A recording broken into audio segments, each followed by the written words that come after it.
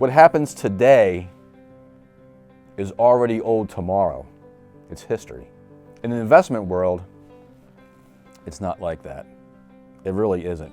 What you're trying to do in investing is accumulate wealth so that when you retire, whether it's when you retire early or whatever, you have enough wealth to last you the rest of your life.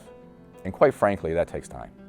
It's not a one-day event. We serve a need that's not served by the conventional investment complex where they're selling mutual funds and trying to manage your money. We occupy a space that Wall Street can't handle, can't do, because they just can't generate the kinds of fees and commissions that are expected at the corporate level.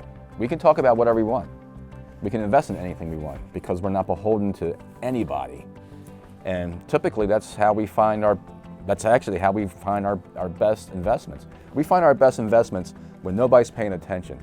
But then when the company actually proves that what they have, that their product or their service is not only viable, but is the next best thing, that's when Wall Street and all the other big investors come in, invest a lot of money, and that's usually when we're selling our stock to them at huge gains.